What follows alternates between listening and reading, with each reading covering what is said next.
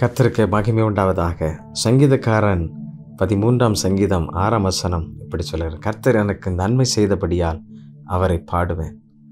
நமக்கு ஒவ்வொரு நாளும் நன்மை செய்திருக்கிறார், அவருக்கு நன்றி செலுத்துவோம். சில நேரங்களில் நீங்கள் பல்வேறு காரியங்களில் துக்கமாய் கூட இருந்திருக்கலாம்.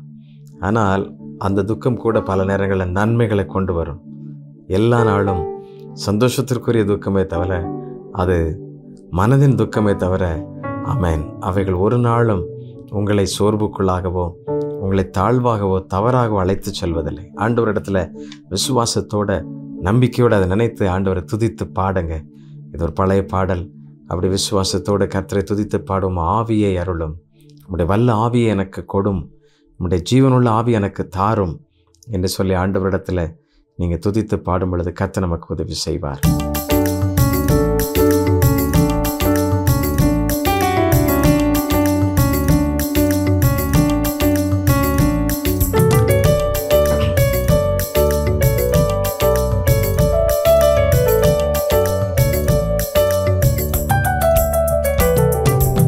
ஆவியை அருளும் மே சுவாமி, எனக்காருயிர் கொடுத்த வானத்தின் அரசே.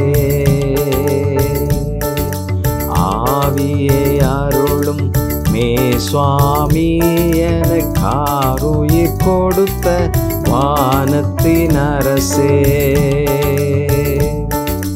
நற்கனி தேடி வரும் காலங்கள் அல்லவோ, நான் ஒரு கனியற்ற பாழ்மரம் அல்லவோ. முற்கனி முகம் காணாவம் பயிர் அல்லவோ, முழு நெஞ்சம் விளைத்த உவர் நில அல்லவோ. ஆவியை அருளும் மே சுவாமி, எனக்கா உயிர் கொடுத்த வானத்தின் அரசே. நமக்காய் ஜீவனை கொடுத்த அந்த நல்ல தகப்பன், நீங்களும் நானும் நல்ல விளை நிலமாக நற்கனி கொடுக்கும் மனிதர்களாக மாற அவரே முதல் கனியாக பலியானார். அந்த நல்ல தேவனுக்கு நன்றி செலுத்துவோம், ஆண்டவரை ஸ்தோத்திரிப்போம். ஜெபிக்கலாமா? பிதாவே, உம்முடைய திருச்சமூகத்தில் உம்முடைய பிள்ளைகளாக நாங்கள் வந்திருக்கிறோம். நீர் எங்களுக்கு செய்த நன்மைகளை எண்ணி உமக்கு நன்றி செலுத்துகிறோம்ப்பா. ஒவ்வொரு நாளும் எங்களை காத்துக்கொள்ளுகிறீர், பலப்படுத்துகிறீர், நன்மையால் கிருபையால் முடிசூட்டுகிறீர். உமக்கே மகிமை உண்டாவதாக. உம்முடைய பிள்ளைகள் இரவும் பகலும் இப்படி துதித்து கொண்டே இருக்க கர்த்தர் அவர்களுக்குள்ளாக ஆமென் புதிய பலனை கொடும். இந்த ஊக்கமான ஆவியை தாரும்.